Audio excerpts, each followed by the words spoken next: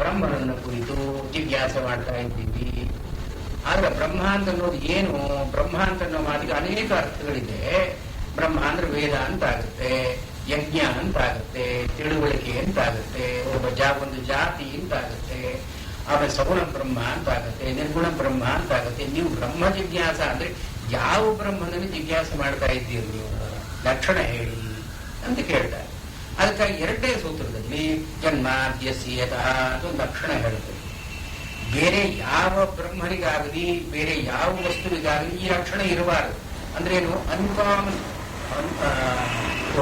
Specific unique attribute. ಅಥವಾ ಧರ್ಮ ಜಿಜ್ಞಾಸ ಮೀಮಾಂಸಕರು ಅಥಾದೋ ಧರ್ಮಂ ವ್ಯಾಖ್ಯಾಸ್ಯಾಮಃ ಅಂತ ಹೊರಡ್ತಾರೆ. ಧರ್ಮವನ್ನು ಕುರಿತು ಚಿಂತನೆ ಮಾಡ್ತೀವಿ ನಾವು. ಧರ್ಮ ಅಂದ್ರೆ ಏನು? ಚೋದನಾ ರಕ್ಷಣೋರ್ಥೋ ಧರ್ಮ.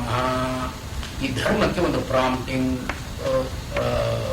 ಒಂದು ಇನ್ಸೈಟಿಂಗ್ ಅಂತನೂ ಅರ್ಥ ಇದೆ.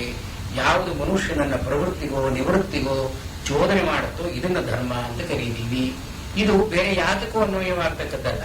ಹೀಗೆ ಲಕ್ಷಣ ಅಂತ ಅನ್ನೋ ಮಾತಿಗೆ ಅಸಾಧಾರಣ ಧರ್ಮ ಈ ವಸ್ತುವಿನಲ್ಲಿ ಇದೆ, ಬೇರೆ ಯಾವ ವಸ್ತುವಿನಲ್ಲೂ ಇಲ್ಲ.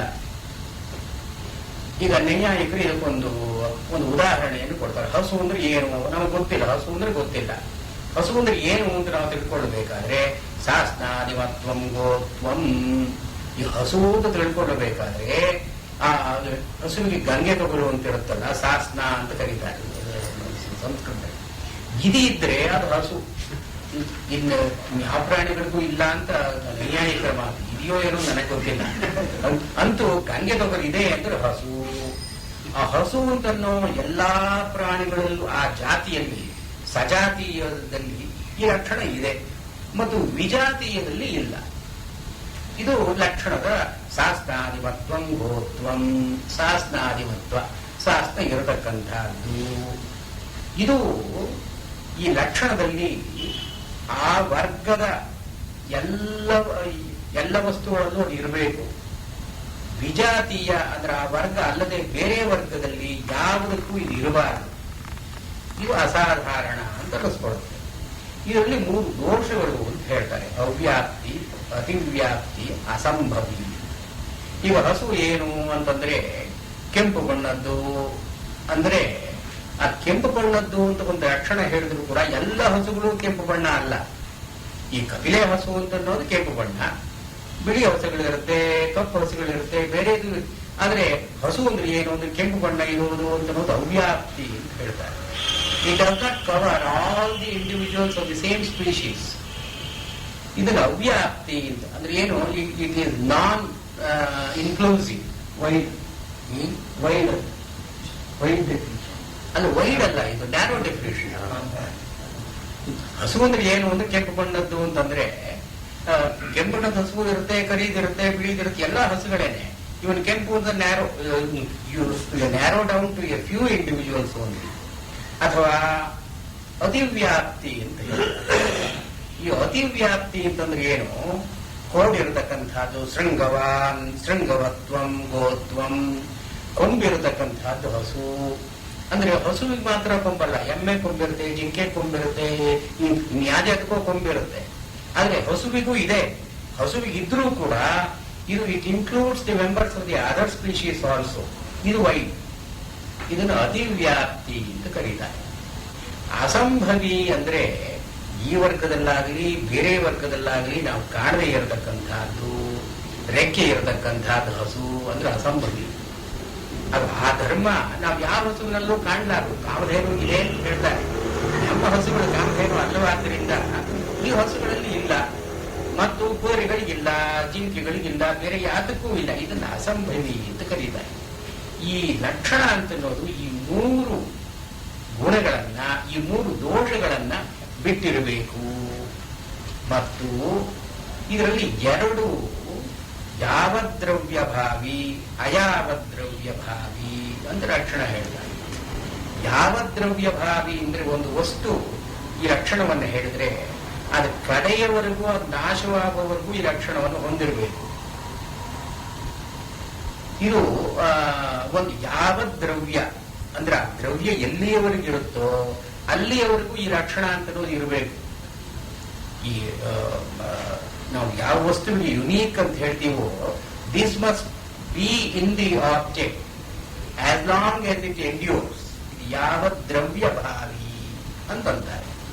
ಇನ್ನೊಂದು ಅಯಾವ ದ್ರವ್ಯ ಭಾವಿ ಅಂದ್ರೆ ಕೆಲವು ಕಾಲ ಮಾತ್ರ ಇದ್ದು ಕೆಲವು ಕಾಲ ಇರದೇ ಇರೋದು. ಇವಾಗ ಮಾವಿನ ಹಣ್ಣು ಕೆಂಪು ಅಂದ್ರೆ ಕೆಂಪಾಗಿರೋದು ಯಾವಾಗದು? ಅದು ಹಣ್ಣಾದಾಗ ಕೆಂಪಾಗಿರುತ್ತೆ. ಹಣ್ಣಾಗೋದಕ್ಕಿಂತ ಮುಂಚೆ ಕೆಂಪಾಗಿರೋಲ್ಲ, ಅಥವಾ ಅದು ಹೊರತು ಹೋದ ಮೇಲೆ ಕೆಂಪು ಅಂತ ಇರೋಲ್ಲ. ಇದನ್ನ ಅಯಾವ ದ್ರವ್ಯ ಭಾವಿ. ಇದು ಕೆಲವು ಕಾಲ ಮಾತ್ರ ಇರುತ್ತೆ, ಕೆಲವು ಕಾಲ ಇರೋಲ್ಲ. ಇದನ್ನ ನಾವು ಲಕ್ಷಣ ಅಂತ ಕರೆಯೋ ಹಾಗಿಲ್ಲ.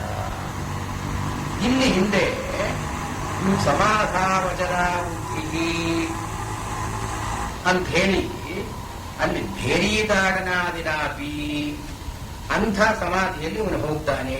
ಅಂದ್ರೆ ಈ ಸಮಾಧಿಯಲ್ಲಿ ಇವನು ಪಡೆಯತಕ್ಕ ಅನುಭವ ಇದು ಯಾವ ದ್ರವ್ಯ ಭಾವಿ ಅಂತನ್ನೋ ಗುಂಪಿಗೆ ಸೇರಿದ್ದಲ್ಲ. ಯಾಕೆಂದ್ರೆ ಅವನು ಅದೇ ಒಂದು ಸ್ಥಿತಿಯಲ್ಲಿ ಇದ್ರೆ ಅವನು ಊಟ ಮಾಡೋದೇನು, ತಿಂಡಿ ಮಾಡೋದೇನು, ಅಥವಾ ನಿದ್ರೆ ಮಾಡೋದೇನು, ಬೇರೆ ವ್ಯವಹಾರ ಮಾಡೋದೇನು, ಅದು ಸಮಾಧಿಯಲ್ಲಿವರೆಗಿರುತ್ತೋ ಅಲ್ಲಿಯವರೆಗೆ ಅವನು ಯಾವ ದ್ರವ್ಯ ಭಾವಿ. ಅದಾಗ್ಬಿಟ್ಟ ಮೇಲೆ ಇವ ಸಮಾಧಿ, ವ್ಯುತ್ಥಿತಿ, ವ್ಯುತ್ಥಾನ ಅಂತ ಎರಡು ದಶೆಗಳಿದೆಯಲ್ಲ. When he is deeply absorbed in contemplation ಅದು ಒಂದು ಸ್ಥಿತಿ. But when he comes out of it he behaves like a normal individual. He can no longer be that insensitive. ಎಷ್ಟೊತ್ತು ಸಮಾಧಿಯಲ್ಲಿ ಇರ್ತಾನೆ ಅವನು? ಹೆಚ್ಚು ಅಂದ್ರೆ 3 ದಿವಸ ಇರಬಹುದು. ಒಂದು 4 ದಿವಸ ತಿರುಗಿ ಅವನು ನಮ್ಮ ಹಾಗೆ ಬರಬೇಕು. ಇದನ್ನು ವ್ಯುತ್ಥಿತಿ ಅಂತ ಕರೀತಾರೆ. ಈ ನೀವು ಹೇಳೋ ಲಕ್ಷಣ ಅಂದ್ರೆ ಏನು? ಇಲ್ಲಿ ಎಲ್ಲ ಹೇಳಿ ಆಯ್ತಲ್ಲ, ತಿರುಗಿ ಅದಕ್ಕೆ ಅರ್ಜುನನಿಗೆ ಈ ಸ್ಥಿತಪ್ರಜ್ಞಸ್ಯ ಕಾಭಾಷ ಅಂತ ಯಾಕೆ ಕೇಳ್ತಾ ಇದ್ದಾನೆ? ಹೇಳಿ ಆಯ್ತು, ಎಲ್ಲ ನಿರ್ದ್ವಂದ್ವ ನಿತ್ಯ ಸತ್ವಸ್ವ ಹೇಳೇ ಆಯ್ತು, ಸಮಾಧಾವಚನ ಬುದ್ಧಿಯೇ ಹೇಳಿ ಆಯ್ತು, ಯದಾದಿ ಮೋಹ ಕಲಿರಂಬಿಸಿದೆ ಎಲ್ಲ ಹೇಳಿ ಆಯ್ತಲ್ಲ. ತಿರುಗಿ ಅವನ ಪ್ರಶ್ನೆಗೆ ಏನು ಕಾರಣ ಅಂತಂದ್ರೆ ಇಲ್ಲಿಯವರೆಗೆ ಹೇಳಿದ್ದೆಲ್ಲ ಯಾವ ದ್ರವ್ಯ ಭಾವಿ ಲಕ್ಷಣಗಳು ಮತ್ತು ಇದರಲ್ಲಿ ಅವ್ಯಾಪ್ತಿ, ಅತಿವ್ಯಾಪ್ತಿ, ಅಸಂಭವಿ ದೋಷಗಳಿವೆ. ಯಾಕೆಂದ್ರೆ ಇಬ್ಬರು ಇದೇ ಸ್ಥಿತಿಯನ್ನು ಮುಟ್ಟಿದಾಗ ಇವರಿಬ್ಬರಿಗೂ ಕೂಡ ಒಂದೇ ಅನುಭವ ಆಗುತ್ತೆ ಅಂತ ನೆಚ್ಚಿಕೆ ಇಲ್ಲ. ಮತ್ತು ಇಷ್ಟೊಂದು ಜಿಜ್ಞಾಸುಗಳಿದ್ದಾಗ, ಸಾಧಕರಿದ್ದಾಗ ಎಲ್ಲರಿಗೂ ಕೂಡ ಇದೇ ರೀತಿಯಾದ ಒಂದು ಪರಿಪಕ್ವ ದಶೆ ಬರುತ್ತೆ ಎಂದು ಇಲ್ಲ. ಆದ್ದರಿಂದ ಈ ಲಕ್ಷಣ ಅಂತ ಹಿಂದೆ ಏನು ಹೇಳಿದ್ರು, ಇದು ಲಕ್ಷಣ ಅಲ್ಲ. ಅದು ನೈಯಾಯಿಕರ ದೃಷ್ಟಿಯಲ್ಲಿ ಅಂದ್ರೆ ನ್ಯಾಯವಾಗಿ ಇದು ಲಕ್ಷಣ ಅಲ್ಲ. ಯಾವುದೋ ಒಂದು ಸ್ಥಿತಿಯಲ್ಲಿ ಜ್ಞಾನಿ, ಅಪರೋಕ್ಷ ಜ್ಞಾನಿಯಾದವನು ಹೀಗಿರ್ತಾನೆ ಅಂತ ಹೇಳಿದ್ರು. ಅಪರೋಕ್ಷ ಜ್ಞಾನಿಯಾದವನು ಹಾಗಿರ್ತಾನೆ. ಅವನ ಅಪರೋಕ್ಷ ಜ್ಞಾನಿ ನಮ್ಮ ಹಾಗೆ ಅವನಿಗೆ ಹಸುವಾದಾಗ ಏನ್ ಮಾಡ್ತಾನೆ? ಅವನಿಗೆ ಕೋಪ ಬಂದಾಗ ಏನ್ ಮಾಡ್ತಾನೆ? ಅವನು ಅಪರೋಕ್ಷ ಜ್ಞಾನದ ಸ್ಥಿತಿಯಲ್ಲೇ ಯಾವಾಗಲೂ ಇರೋಲ್ವಲ್ಲ. ಅದಕ್ಕಾಗಿ ಈ ಪ್ರಶ್ನೆ ಬೀಜ ಅಂತಂತಾರಲ್ಲ, ಈ ಪ್ರಶ್ನೆಯನ್ನು ಯಾದಕ್ಕೆ ಅರ್ಜುನ ಹಾಕ್ತಾ ಇದ್ದಾನೆ ಅಂದ್ರೆ, I accept that every individual will reach that stage when he obtains that ಜ್ಞಾನ. ಒಂದು ಅಪರೋಕ್ಷ ಜ್ಞಾನ ಅಂತ ಬರುತ್ತಲ್ಲ, ಭಗವದ ಪರೋಕ್ಷ ಅಂತ. ಅಪರೋಕ್ಷ ಬಂದಾಗ ಇವನು ಹೀಗೆ ನಿಶ್ಚರನಾಗಿ ಇರ್ತಾನೆ. ಸಮಾಧಾವಚಲ ಬುದ್ಧಿ, ಸಮಾಧೌ ಬುದ್ಧಿ ಅಚಲಾ ಭವತಿ, ಅನ್ಶೇಕನ್, ಫರ್ಮ್ ಅಲ್ಲಿ ಇರುತ್ತೆ. ಆದರೆ ಸಮಾಧಿಸ್ಥಸ್ಯ ಕಾ ಭಾಷಾ ಸ್ಥಿತಪ್ರಜ್ಞಸ್ಯ, ಅವನು ಸಮಾಧಿಯಲ್ಲಿರೋನು ಯಾವಾಗಲೂ ಸಮಾಧಿಯಲ್ಲಿ ಇಲ್ಲದೆ ಅವನು ಬೇರೆ ನಾರ್ಮಲ್ ಸ್ಟೇಟ್ ಅಲ್ಲಿ ಇದ್ದಾಗ, ಅಂದ್ರೆ when he is oriented outward, ಅವನು ಸಮಾಧಿಯಲ್ಲಿ ಇದ್ದವನಿಗೆ ಏನು ಯಾವುದರ ಅರಿವು ಇಲ್ಲ. ಆ ಸಮಾಧಿಯಿಂದ ಎಚ್ಚೆತ್ತ ಮೇಲೆ ವ್ಯುತ್ಥಾನ ದಶೆ ಅಂತ ಕರೀತಾರಲ್ಲ, ವ್ಯುತ್ಥಿತಸ್ಯ, ವ್ಯುತ್ಥಾನ ದಶೆಯಲ್ಲಿ ಕಾ ಭಾಷಾ, ಅವನನ್ನು ನಾವು ಹೇಗೆ ಗುರುತಿಸಬೇಕು? ಇಲ್ಲಿ ಭಾಷಾ ಅಂತನ್ನೋ ಮಾತು ಲಕ್ಷಣವಾಚಿ. ರಾಘವೇಂದ್ರ ಸ್ವಾಮಿಗಳು ಹೇಳ್ತಾರೆ, ಭಾಷಾ ಶಬ್ದೋ ಲಕ್ಷಣವಚನ ಭಾಷ್ಯತೆ ಅನಯ ಇತಿ.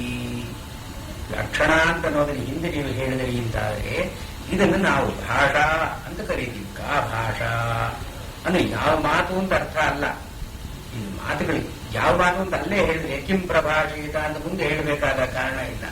ಆದ್ರಿಂದ ಈ ಭಾಷಾ ಅಂತ ಅನ್ನೋ ಮಾತು ಏನು ಲಕ್ಷಣ, ಏನು ಗುರುತು, ನಾವು ಇವರು ಸ್ಥಿತಪ್ರಜ್ಞಾ ಅಂತ ಹೇಗೆ ನಾವು ಗುರುತಿಸೋದು ಹೇಗೆ?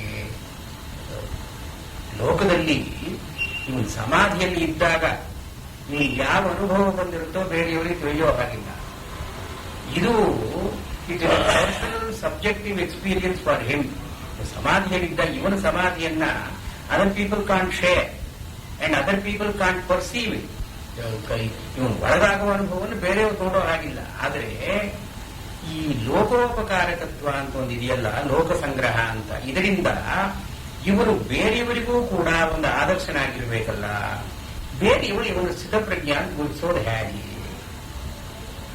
ಅಂತ ಅರ್ಜುನನ ಪ್ರಶ್ನೆ. ಯಾವ ಲಕ್ಷಣಗಳು? ಕಿಂ ಲಕ್ಷಣಂ? ಈ ಸ್ಥಿತಪ್ರಜ್ಞನ ಲಕ್ಷಣ ಅಂದ್ರೆ ಏನು? ವ್ಯುತ್ಥಾನ ದಶೆಯಲ್ಲಿ ಅವನನ್ನು ನಮ್ಮ ಜೊತೆ ಮಾತಾಡ್ತಾ ಇರ್ತಾನೆ. ಇವನು ಸ್ಥಿತಪ್ರಜ್ಞೆ ಹೌದೋ ಅಲ್ವೋ ನಾವು ಗುರುತಿಸೋದು ಹೇಗೆ ಅಂತನೋದು ಅರ್ಜುನನ ಪ್ರಶ್ನೆ. Are there people around who are ಸ್ಥಿತಪ್ರಜ್ಞ? How do we recognise them? ಇದ್ರೆ ನಾವು ಅದನ್ನು ಗುರುತಿಸೋದು ಹೇಗೆ? ಇದು ಸ್ಥಿತಪ್ರಜ್ಞಸ್ಯ ಕಾ ಭಾಷಾ ಸಮಾಧಿಸ್ಥಸ್ಯ. ಇದಕ್ಕೊಂದು ಪಾಠಾಂತರ ಕಾಶ್ಮೀರದಲ್ಲಿ ಇಲ್ಲಿ ಸಮಾಧಿಸ್ಥಸ್ಯ ಕೇಶವ ಅಂತ ಒಂದು ಪಾಠಾಂತರ ಮಾಡಿದ್ದಾರೆ. ಈ ಸಮಾಧಿಸ್ಥ, ನಮ್ಮ ಪಾಠಾಂತರ ಮಹಾಪ್ರಾಣ. ಸಮಾಧಿಸ್ಥ ಅಂದ್ರೆ ಸ್ಥಿತಪ್ರಜ್ಞ ಅಂತನ್ನೋ ಹಾಗೆ ಸಮಾಧಿಸ್ಥ. ಅವನ ಅಂದ್ರೆ ಯಾರು ಸಮಾಧವು, ಯಾರಿಗೆ ಸಮಾಧಿಯಲ್ಲಿ ಸ್ಥಿತಿ ಇದೆಯೋ ಅವನು ಸಮಾಧಿಸ್ಥ. ಅವನ ಅಂತನ್ನುವಾಗ ಸಮಾಧಿಸ್ಥ. ಕಾಶ್ಮೀರ ಪಾಠದಲ್ಲಿ ಸ್ಥಿತಪ್ರಜ್ಞಸ್ಯ ಕಾ ಭಾಷಾ ಸಮಾಧಿ ತಸ್ಯ ಕೇಶವ. ಅವನ ಸಮಾಧಿ ಅಂತನ್ನೋದು ಏನು? ತಸ್ಯ ಸಮಾಧಿ ಕಾ, ಅವನ ಸಮಾಧಿ ಅಂತನ್ನೋದು ಯಾವುದು ಅಂತ ಕಾಶ್ಮೀರ ಪಾಠದಲ್ಲಿ ಆನಂದವರ್ಧನ ಇದನ್ನ ಈ ಪಾಠವನ್ನೇ ಅನುಸರಿಸಿದ್ದ. ಇಲ್ಲಿ ಅವನ ಪ್ರಕಾರ ಏನು? ಈ ಶ್ಲೋಕದಲ್ಲಿ ನಾಲ್ಕು ಪ್ರಶ್ನೆಗಳನ್ನು ಹಾಕಿದ್ದಾರೆ. ಸಮಾಧಿಯಲ್ಲಿದ್ದಾಗ ಹೇಗಿರ್ತಾನೆ ಅವನು? ವ್ಯುತ್ಥಾನ ದಶೆಯಲ್ಲಿದ್ದಾಗ ಅವನು ಕಿಂ ಪ್ರಭಾಷೇತ ಅಂದ್ರೆ ಏನು? ಪ್ರಭಾಷ ಅಂತ ನಾವು ವಾಚಿಕವಾದದ್ದು. What is his verbal behaviour? ಅಂದ್ರೆ ಇದು ಸ್ತುತಿನಿಂದಾದವು, ಅದನ್ನ ಅಭಿನವ ಗೊತ್ತಂದು ಸ್ತುತಿನಿಂದಾದವು. ಇವನನ್ನು ಯಾರೋ ಬೈದ್ರು, ಯಾರೋ ಹೊಗಳಿದ್ರು, ಇವನ ಪ್ರತಿಕ್ರಿಯೆ ಏನಿರುತ್ತೆ? ಏನ್ ಮಾತಾಡ್ತಾನೆ? ಇವನ್ನ ಯಾರು ಹೊಗಳಿದಾಗ ಅದನ್ನು ಹ್ಯಾಕ್ ಸ್ವೀಕಾರ ಮಾಡ್ತಾನೆ, ಬೈದ್ರೆ ಹ್ಯಾಕ್ ಸ್ವೀಕಾರ ಮಾಡ್ತಾನೆ? ಅಂದ್ರೆ ಜ್ಞಾನಿಯಾದವನು ಅವನು ಸಮಾಧಿಯಲ್ಲಿ ಮಾತ್ರ ಅವನು ನೆಟ್ಟಿಗಿರ್ತಾನೆ. ಸಮಾಧಿಯಿಂದ ಎದ್ದ ಮೇಲೆ ನಮ್ಮ ಹಾಗೆ ಇರ್ತಾನೆಯೋ ಏನಾದರೂ ವ್ಯತ್ಯಾಸ ಇರುತ್ತೋ ಅವನಲ್ಲಿ ಅಂತ ಅರ್ಜುನನ ಕುತೂಹಲ. ಅಂದ್ರೆ ಮಂದಮತಿಗಳ ಹಾಗೆ ನಾವು ಸಮಾಧಿಯಲ್ಲಿದ್ದಾಗ ಚೆನ್ನಾಗಿ ದೇವ್ರ ಪೂಜೆ ಮಾಡುವಾಗ ಚೆನ್ನಾಗಿ ಇರ್ತೀವಿ. ಹೊರಗೆ ಬಂದಾಗ ಕೋಪ ತಾಪ ಸಿಟ್ಟು ಎಲ್ಲ ಬರುತ್ತೆ. ಇವರು ಜ್ಞಾನಿಯಾದವರಿಗೂ ಹೀಗೆ ಆಗುತ್ತೋ ಅಥವಾ ಅವನ ಬಿಹೇವಿಯರ್ನಲ್ಲೂ, ವರ್ಬಲ್ ಬಿಹೇವಿಯರ್ನಲ್ಲೂ ಚೇಂಜ್ ಇದೆಯೋ? ಕಿಂ ಪ್ರಭಾಷೇತ, ಅವನ ವಾಚಿಕ ವ್ಯಾಪಾರ ಹೇಗಿರುತ್ತೆ? ಮತ್ತು ಕಿಂ ಆಸೀತ, ಈ ವ್ಯುತ್ಪನ್ನನಾದ ವ್ಯುತ್ಥಾನ ದಶೆಯಲ್ಲಿ ಸಮಾಧಿಯಲ್ಲಿದ್ದಾಗ ಈ ಡೀಪ್ಲಿ ಅಬ್ಸಾರ್ಬ್ ಇನ್ ಕಾಂಟೆಂಪ್ಲೇಷನ್. ಆಗ ಇಂದ್ರಿಯಗಳು ನಿಗ್ರಹವಾಗಿರುತ್ತೆ, ಚಿತ್ತ ನಿಗ್ರಹ ಅಂತ ಇರುತ್ತೆ. The sense organs and the mind will be perfectly under control. ಇವು ವ್ಯುತ್ಥಾನ ದಶೆಯಲ್ಲಿ when he awakes from it, when he returns to normal life, ಇಂದ್ರಿಯ ನಿಗ್ರಹ ಅಂತ ಇರೋಲ್ಲ. ಇಂದ್ರಿಯ ನಿಗ್ರಹ ಇಲ್ಲದೆ ಇದ್ದಾಗ ಇವನು ಈ ಚಿತ್ತ ವಿಕ್ಷೋಭ ಆಗದೆ ಇರೋ ಹಾಗೆ ಯಾವ ರೀತಿಯಲ್ಲಿ ಇಂದ್ರಿಯಗಳನ್ನು ನಿಗ್ರಹ ಮಾಡಿಕೊಳ್ಳುತ್ತಾನೆ?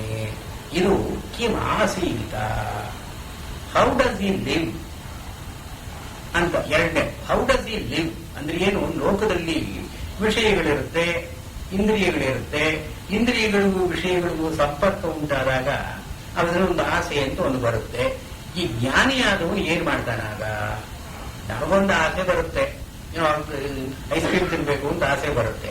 ಜ್ಞಾನಿಗೂ ಆಸೆ ಬರುತ್ತೆಯೋ? ತಿಂತಾನೋ ಬಿಡ್ತಾನೋ ಅಥವಾ ಆಸೆ ಇದೆಯೋ? ಅಂದ್ರೆ ಇಂದ್ರಿಯ ನಿಗ್ರಹ ಅಂತ ಅವನು ಹೇಗೆ ಮಾಡ್ತಾನೆ. ಇದು ಕಿಂ ಆಸೀತ, how does he live normally, ಅಂದ್ರೆ ಕಾಯಿಕವಾದದ್ದು.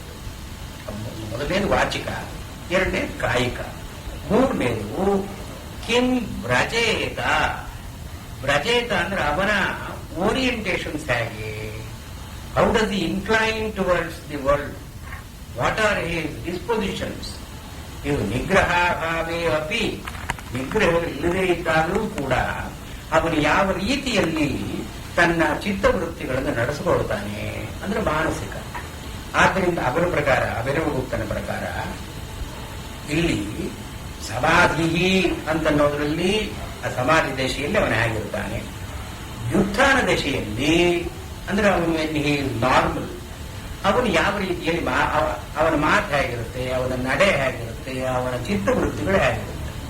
ಕಿಂ ಪ್ರಭಾಷೇತ, ಕಿಂ ಆಸೀತ, ಕಿಂ ವ್ರಜೇತ ಅಂತ 4 ಪ್ರಶ್ನೆಗಳಿಗೆ ಉತ್ತರ ಮುಂಸಿಗುತ್ತೆ ಎಂದು ಅಭಿನವಗುಪ್ತ. ಅದು ನಮ್ಮ ಪಾಠದಲ್ಲಿ ಸಮಾಧಿಸ್ಥಸ್ಯ ಅಂತಲೇ ತಗೊಂಡಿರೋದಿಲ್ಲ, 3 ಪ್ರಶ್ನೆಗಳು ನಮಗೆ. ಇದು ಹಿಂದೆ ಸಮಾಧಿಯಲ್ಲಿ ಹೇಗಿರುತ್ತೆ ಅಂತ ಹೇಳಿ ಆಯಿತು, ವ್ಯುತ್ಥಾನ ದಶೆಯಲ್ಲಿ ಇಲ್ಲಿ ಹೇಗಿರುತ್ತೆ. ಕಾ ಭಾಷಾ ಅನ್ನೋ ಮಾತಿಗೆ ಕಿಂ ಲಕ್ಷಣಂ, ಅವನು ಸಮಾಧಿಯಲ್ಲಿ ಇರತಕ್ಕಂಥ ಅವನ ಲಕ್ಷಣ ಏನು.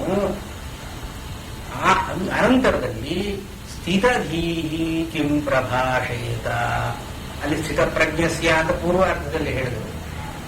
ಎರಡನೇದರಲ್ಲಿ ಸ್ಥಿತಧೀಹಿ ಕಿಂ ಪ್ರಭಾಷೇತ. ಆದ್ರಿಂದ 2 ಮಾತುಗಳು ಅಧಿಕಾರಿ ಅಂತರಪರ ಅಂತ ನಮ್ಮವರು ವ್ಯಾಖ್ಯಾನ ಮಾಡ್ತಾರೆ. ಇಲ್ಲಿ ಸ್ಥಿತಧಿ ಅಂದ್ರೆ ಬೇರೆ ಅರ್ಥ, ಸ್ಥಿತಪ್ರಜ್ಞಾ ಅಂದ್ರೆ ಬೇರೆ ಅರ್ಥ. ಸ್ಥಿತಪ್ರಜ್ಞಾ ಅಂತಂದ್ರೆ ಸಮಾಧಿಯಲ್ಲಿ ಇರತಕ್ಕವನಿಗೆ ಸ್ಥಿತಪ್ರಜ್ಞಾ ಅಂತ ಕರಿತೀವಿ.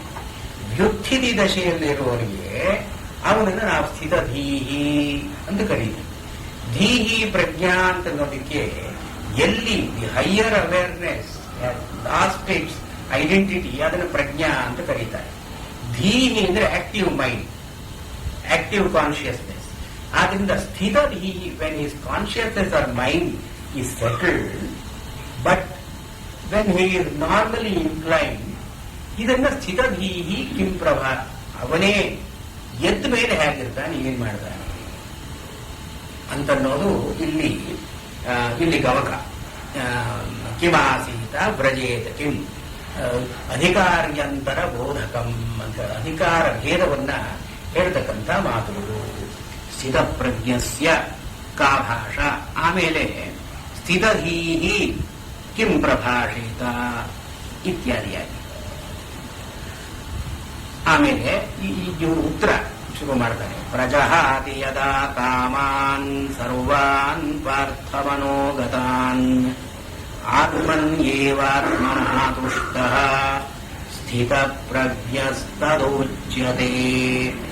ಈಗ ಮೊದಲನೇದು ಸಮಾಧಿಯಲ್ಲಿ ಇರತಕ್ಕವನು ಹೇಗಿರ್ತಾನೆ ಅಂತನ್ನೋದಕ್ಕೆ ಹೇಳ್ತಾನೆ. 3 ಶ್ಲೋಕಗಳಲ್ಲಿ ಅದನ್ನೇ ಹೇಳ್ತಾನೆ. ಮುಂದೆ ಎಲ್ಲ ಸ್ಥಿತಧೀಹಿ ಅದರ ವಿವರಣೆ ಬರುತ್ತೆ. ಇಲ್ಲಿ ಯದಾ ಯಾವಾಗ, ಯಾವ ಸ್ಥಿತಿಯಲ್ಲಿ, ಸರ್ವಾನ್ ಕಾಮಾನ್ ಮನೋಗತಾನ್ ಪ್ರಜಹಾತಿ, ಇದರ ಅನ್ವಯ ಪ್ರಜಹಾತಿ ಯದಾ ಕಾಮಾನ್ ಸರ್ವಾನ್ ಪಾರ್ಥಮನೋಗತಾನ್ ಆತ್ಮನ್ಯೇವಾತ್ಮನಾ ತುಷ್ಟಃ ಸ್ಥಿತಪ್ರಜ್ಞಸ್ತದೋಚ್ಯತೆ. ಯದಾ ಮನೋಗತಾನ್ ಸರ್ವಾನ್ ಕಾಮಾನ್ ಪ್ರಜಹಾತಿ, ಯಾವಾಗ ತನ್ನ ಮನಸ್ಸಿನಲ್ಲಿರತಕ್ಕಂಥ ಎಲ್ಲಾ ಕಾಮಗಳನ್ನೂ ಕೂಡ ಪ್ರಜಹಾತಿ ಸಂಪೂರ್ಣವಾಗಿ ಬಿಡ್ತಾನೆಯೋ, ಮತ್ತು ಆತ್ಮನಿ ತನ್ನಲ್ಲಿಯೇ ಆತ್ಮನ ತುಷ್ಟ ತಾನು ತನ್ನಿಂದಲೇ ನೆಮ್ಮದಿಯಿಂದ ಇರ್ತಾನೋ, ತೃಪ್ತಿಯಿಂದ ಇರ್ತಾನೋ, ತದಾ ಆಗ ಯದಾ ಅಂತ ನೋಡಿ ತದಾ ಸ್ಥಿತಪ್ರಜ್ಞಾ ಇದು ಉಚ್ಯತೆ. ಅವನನ್ನು ಸ್ಥಿತಪ್ರಜ್ಞಾ ಅಂತ ಗುರುತಿಸಬೇಕು ನಾವು. ಕಾ ಭಾಷಾ ಬಂತಲ್ಲ, ಇಲ್ಲಿ ಭಾಷಾ ಅಂದ್ರೆ ಲಕ್ಷಣ. ತದಾ ಉಚ್ಯತೆ ಭಾಷ್ಯತೆ ಅನಯ ಇದು ಭಾಷಾ. ಯಾವುದರಿಂದ ನಾವು ಇವನನ್ನು ಈ ಹೆಸರಿಟ್ಟು ಕರೀತೀವಿಯೋ ಇದು ಭಾಷಾ. ಈ ಸ್ಥಿತಪ್ರಜ್ಞನನ್ನು ಯಾವಾಗ ಸ್ಥಿತಪ್ರಜ್ಞಾ ಅಂತ ಕರೀತೀವಿ ನಾವು ಅಂದ್ರೆ, ಅವನ ಮನಸ್ಸಿನಲ್ಲಿರುವ ಕಾಮಗಳೆಲ್ಲವೂ ಕೂಡ ಯಾವಾಗ ಹೋಗಲ್ಪಟ್ಟಿದೆಯೋ ದೇ ಹ್ಯಾವ್ ವ್ಯಾನಿಶ್ಡ್, ಮತ್ತು ಆತ್ಮನಾ ಏವ ತುಷ್ಟ, ಬೇರೆಯದರ ಅಲಂಬನೆ ಇಲ್ಲದೇನೆ ತನ್ನಲ್ಲಿಯೇ ತಾನು ಸುಖವಾಗಿರ್ತಾನೆಯೋ ನೆಮ್ಮದಿಯಿಂದ ಇರ್ತಾನೆಯೋ ಇವನನ್ನು ಸ್ಥಿತಪ್ರಜ್ಞ ಅಂತ ಕರೀತೀವಿ. ಇಲ್ಲಿ ಪ್ರಜಹಾತಿ, ಜಹಾತಿ ಅಂದ್ರೆ ಸಾಕಾಗಿತ್ತು ಬಿಡ್ತಾನೆ ಅಂತ. ಪ್ರಜಹಾತಿ ಅಂತ ಅಂತನ ಉಪಸರ್ಗಕ್ಕೆ ಏನರ್ಥ? ಇದು ಹಿಂದೆ ನಾನು ಹೇಳಿದೆ, ಇದು ಶಾಸ್ತ್ರ ಗ್ರಂಥವಾದ್ದರಿಂದ ಈ ಕಾವ್ಯದಲ್ಲಿ ಆದರೆ ಒಂದೇ ಮಾತ್ರ 4 ಅರ್ಥ, ಒಂದೇ ಅರ್ಥದ 4 ಪದಗಳನ್ನು ಬಳಸ್ತಾರೆ. ಅದು ಏನ್ ಪದಗಳಿಗೆ ಸಮಾನಾರ್ಥಕ ಅಂತ ಹೇಳಿಬಿಡ್ತಾರೆ. ಶಾಸ್ತ್ರದಲ್ಲಿ ಒಂದು ಅಲ್ಪಾಕ್ಷರ ಅಂತ ಒಂದು ನಿಯಮ ಇದೆ. ಅಂದ್ರೆ ಹಿಂದೆ ಹೇಳಿದ್ದೆ ಅಂತ ಕಾಣುತ್ತೆ. ಈ ವ್ಯಾಕರಣದ ನಿಯಮ ಹೇಗೆ, if they can save half a syllable, they would feel as happy as if a son were born to them. ಅರ್ಧಮಾತ್ರಾಲಾಘವೇನ ಪುತ್ರೋತ್ಸವಂ ಮನ್ಯಂತೆ ವೈಯಾಕರಣ. ದಿಸ್ ಇಕಾನಮಿ ಮತ್ತು ಆ definiteness with which the words are used. ಇವಾಗ ಬಿಡ್ತಾನೆ, ಯದಾ ಜಹಾತಿ, ಯಾವಾಗ ಬಿಡ್ತಾನೆಯೋ, ಜಹಾತಿ ಸಾಕಾಗಿತ್ತು. ಪ್ರಜಹಾತಿ ಯಾಕೆ ಹೇಳಿದ್ರು? ಪ್ರಾಂತನ ಉಪಸರ್ಗವನ್ನ ಯಾಕೆ ಹೇಳಿದ್ರು? ಪ್ರಾಂತನ ಉಪಸರ್ಗಕ್ಕೆ ಪ್ರಕರ್ಷೇಣ ಜಹಾತಿ, ಚೆನ್ನಾಗಿ ಬಿಡ್ತಾನೆಯೋ. ಏನ್ ಚೆನ್ನಾಗಿ ಬಿಡೋದು ಅಂದ್ರೇನು? ಬಿಡೋದು ಚೆನ್ನಾಗಿ ಬಿಡೋದು ಅಂದ್ರೇನು? ಅದರ ನಿರ್ಬೀಜತೆಯ, ಈಗ ಬಿಟ್ಟಿದ್ದು ಪುನಃ ಮೊಳಕೆ ಹೊಡೆದು ತಿರುಗಿ ಬರದೇ ಇರುವ ಹಾಗೆ ಸಂಪೂರ್ಣವಾಗಿ it is left never to be got back. ಇದು ಆ ಬೀಜವನ್ನ ಸುಟ್ರೆ ಅದು ಹೇಗೆ ತಿರುಗಿ ಮೊಳಕೆ ಬರಲಾರದು, ಹಾಗೆ ಇವನ ವಾಸನೆಗಳು ಕಾಮಗಳು ಪೂರ್ತಿಯಾಗಿ ಹೋಗಲ್ಪಟ್ಟಿವೆ. ಇದು ನಿರಂಕುರ ಸಂಭವ ಅಂತ ಅನ್ನೋದನ್ನೇ ಹೇಳ್ತಾ ಇದ್ದಾರೆ. ತಿರುಗಿ ಅದು ಮೊಳಕೆ ಬರೋದು ಕಷ್ಟ. ಅವನಿಗೂ ಸ್ಥಿತಪ್ರಜ್ಞೆ, ನಾವು ಎಲ್ಲ ಸ್ಥಿತಪ್ರಜ್ಞರೇ.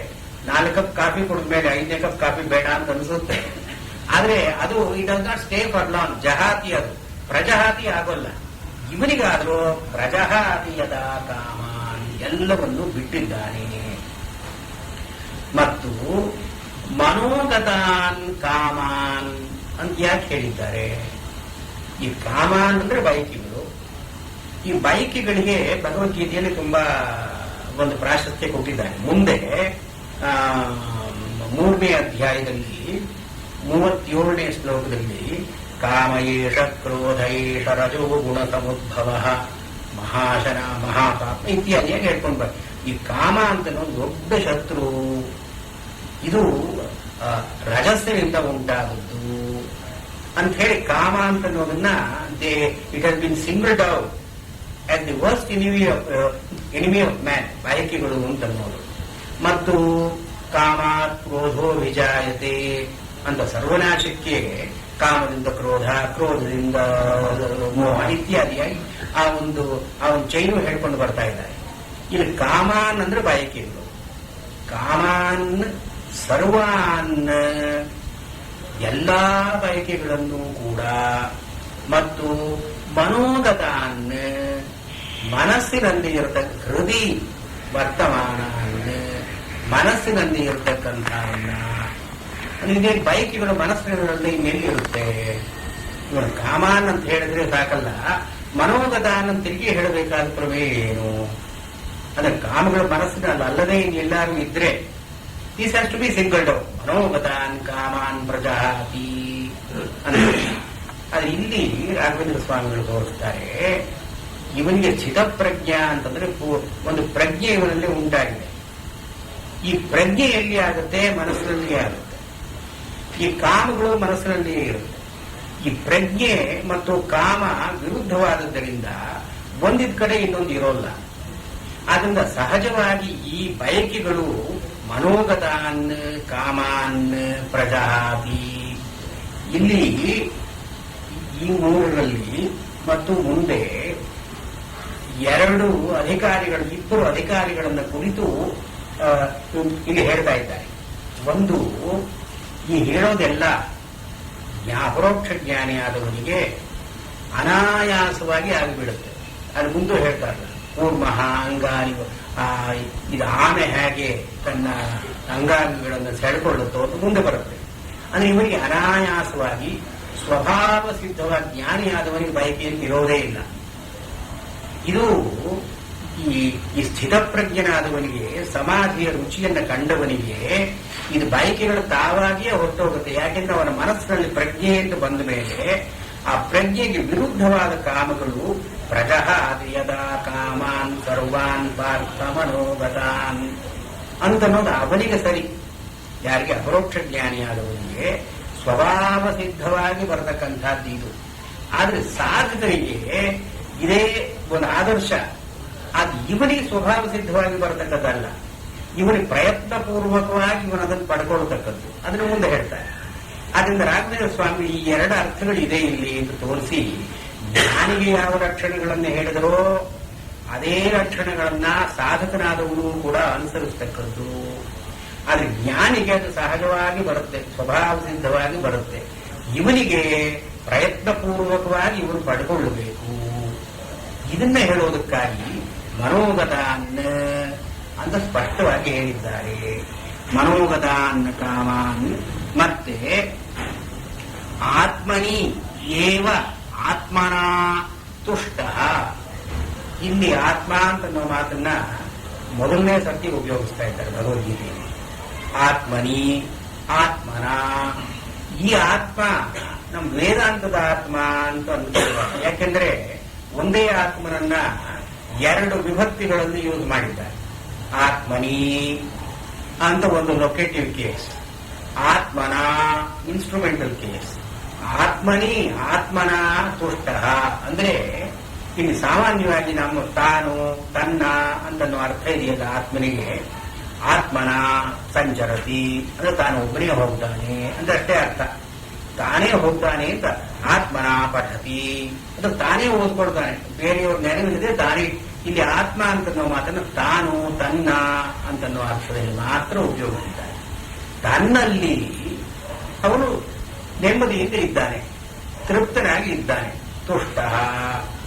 ಇವನಿಗೆ ತನ್ನಲ್ಲಿ ಬೇರೆ ಯಾವುದಾದರೂ ಉಪಾಧಿಗಳು ಇದ್ದುದರಿಂದ ತೃಪ್ತನಾಗಿದ್ದಾನೋ ಅಂದ್ರೆ ತನ್ನಿಂದಲೇ ತೃಪ್ತನಾಗಿದ್ದಾನೆ. He is happy with himself, in himself ಅಷ್ಟೇ. ಇವನಿಗೆ ಬೇರೆ ಯಾವ ಉಪಾಧಿಯೂ ಬೇಕಾಗಿಲ್ಲ. ಇದು ಸ್ಥಿತಪ್ರಜ್ಞೆಯ ಲಕ್ಷಣ ಅಂತ ಹೇಳಿದಾಗ, ಇದಕ್ಕೆ ಮುಂದೆ 6ನೇ ಅಧ್ಯಾಯದಲ್ಲಿ 20ನೇ ಶ್ಲೋಕ ಹೊಂದಿದೆ. ಅದು ಇದರ ಒಂದು ಪ್ಯಾರಾಫ್ರೇಸ್ ಇದ್ದಾರೆ. ಯತ್ರೋ ಪರಮದೇ ಚಿತ್ತಂ ನಿರುದ್ಧಂ ಯೋಗ ಸೇವಯ ಯತ್ರ ಚೈವಾತ್ಮನಾತ್ಮಾನಂ ಪಶ್ಯನ್ ಆತ್ಮನಿ ತುಷ್ಯತಿ. ಇದೇ ಮಾತುಗಳು ಇದೇ ಅರ್ಥ. ಸ್ವಲ್ಪ ಪ್ಯಾರಾಫ್ರೇಸ್ ಅಲ್ಲಿ ಯತ್ರ ಚಿತ್ತಂ ಯೋಗ ಸೇವಯ ನಿರುದ್ಧಂ ಉಪರಮತೆ. ಯೋಗವನ್ನ ಅಂದ್ರೆ ಇಲ್ಲಿ ಹೇಳಿರುವ ಬುದ್ಧಿಯೋಗವನ್ನ, ಕರ್ಮಯೋಗವನ್ನ ಅಭ್ಯಾಸ ಮಾಡಿ, ಯೋಗ ಸೇವಯ by an engagement with this yoga, ನಿರುದ್ಧಂ ಚಿತ್ತಂ, ಎಲ್ಲೆಲ್ಲಿ ಚಿತ್ತ ಹರಿಯೋದಕ್ಕೆ ಆರಂಭವಾಯಿತೋ ಅಲ್ಲೆಲ್ಲ ಅದನ್ನು ತಡೆಗಟ್ಟುತ್ತಾ, ಈ ಕಡೆ ಹೋಗಬಾರ್ದು, ಈ ಕಡೆ ಹೋಗಬಾರ್ದು ಅಂತ ನಿರುದ್ಧಂ ಚಿತ್ತಂ ಯತ್ರ ಉಪರಮತೆ. ಹೀಗೆ ತಡೆ ಹಿಡಿಯಲ್ಪಟ್ಟು ಕಡೆಗೆ ಅದೂ ಎಲ್ಲಿ ಮುಳುಗಿ ಹೋಗುತ್ತೋ, ಲಯವಾಗಿ ಹೋಗುತ್ತೋ, ಉಪರಮತೆ ಶಮನವಾಗುತ್ತೋ. ಆಮೇಲೆ ಅದು ಬೇಕು ಅಂತಂದ್ರೂ ಕೂಡ ಚಿತ್ತದ ಒಂದು ಸ್ಥಿತಿ ಇಲ್ಲವೋ. ಯತ್ರೋಪರಮತೆ ಚಿತ್ತಂ ನಿರುದ್ಧಂ ಯೋಗ ಸೇವಯ. ಆಗ ಯತ್ರ ಚೈವ ಆತ್ಮನ ಆತ್ಮಾನಂ ಪಶ್ಯನ್. ಆಗ ತನ್ನಿಂದ ತನ್ನನ್ನೇ ನೋಡಿಕೊಂಡವನಾಗಿ. So it's an occasion for him to look into himself and observe himself. ಆತ್ಮನ ಆತ್ಮಾನಂ ಪಶ್ಯತಿ. 20ನೇ ಶ್ಲೋಕ 6ನೇ ಅಧ್ಯಾಯದಲ್ಲಿ 20. ಆಗ ಆತ್ಮನಿ ತುಷ್ಯತಿ, ತನ್ನಲ್ಲಿ ತಾನು ತೃಪ್ತಿಯಿಂದ ಇರುತ್ತಾನೆ. ಇದು ಅದಕ್ಕೆ ಸಂಬಂಧ. ಇಲ್ಲಿ ಆತ್ಮನ್ಯೇವಾತ್ಮನ ತುಷ್ಟ ಅಂತ ಅದನ್ನು ಒಂದು ತುಷ್ಟನಾಗಿ ಅಂತ ಮಾಡಿದ್ದಾರೆ. ಇಲ್ಲಿ ತುಷ್ಯತಿ ಅಂತ ವರ್ತಮಾನದಲ್ಲಿ ಹೇಳಿದ್ದಾರೆ. ಮತ್ತು ಎಷ್ಟು ಆತ್ಮರೀತಿಲೇವ ಸ್ಯಾದ್ ಆತ್ಮತೃಪ್ತಶ್ಚಮ. ಇದು 3ನೇ ಅಧ್ಯಾಯದಲ್ಲಿ 17ನೇ ಶ್ಲೋಕ. ಇಲ್ಲಿ ಭಗವದ್ಗೀತೆಯಲ್ಲಿ ಹೀಗೆ ಕನ್ಕಾರ್ಡೆನ್ಸ್ ಅಂತ ಇರುತ್ತೆ. ನೀವು ಒಂದ್ ಕಡೆ ಹೇಳಿದ್ದನ್ನ ಇನ್ನೊಂದು ಕಡೆ ಅದೇ ಮಾತುಗಳಲ್ಲಿ ಒಂದು ಸ್ವಲ್ಪ ಬಲಪಡಿಸಿ ಹೇಳಿರ್ತಾರೆ, ಒಂದು ಸ್ವಲ್ಪ ಎಕ್ಸ್ಪ್ಲನೇಷನ್ ಇರುತ್ತೆ. ಈ ಕನ್ಕಾರ್ಡೆನ್ಸ್ ವರ್ಕೌಟ್ ಮಾಡೋದು ಸ್ವಲ್ಪ ಕಷ್ಟ. ಈ 3ನೇ ಅಧ್ಯಾಯದಲ್ಲಿ 17ನೇ ಶ್ಲೋಕ, ಯಸ್ತ್ವಾತ್ಮಗತಿರೇವ ಸ್ಯಾದ್ ಆತ್ಮತೃಪ್ತಶ್ಚ ಮಾನವಃ ಆತ್ಮನ್ಯೇವ ಸಂತುಷ್ಟಃ ತಸ್ಯ ಕಾರ್ಯಂ ನ ವಿದ್ಯತೆ. ಯೋಗಿಯಾದವನು ಅಪರೋಕ್ಷ ಜ್ಞಾನ ಪಡ್ಕೊಂಡ ಮೇಲೆ ಆಮೇಲೆ ಏನ್ ಮಾಡಬೇಕಾಗಿದೆ? ಅವನು ತಸ್ಯ ಕಾರ್ಯಂ ನ ವಿದ್ಯತೆ. ಅವನು ಮಾಡಬೇಕಾದ ಕೆಲಸವೇ ಏನೂ ಇಲ್ಲ. ಯಾವಾಗ ಅಂದ್ರೆ ಎಷ್ಟು ಆತ್ಮರತಿ, ಬೇರೆ ಪ್ರಪಂಚದ ಸಂಬಂಧವನ್ನೆಲ್ಲ ಬಿಟ್ಟು, ಸಾಧ್ಯವಾದಷ್ಟು ಬಿಟ್ಟು, ಆತ್ಮರತಿ ತನ್ನಲ್ಲಿಯೇ ಇದ್ದುಕೊಂಡು ತಾನು ಸಂತೋಷ ಪಡ್ತಾ ಆತ್ಮ ಬೇಕಾದಷ್ಟು ಪ್ರಯೋಜನಗಳನ್ನು ಹೇಳ್ತಾರೆ.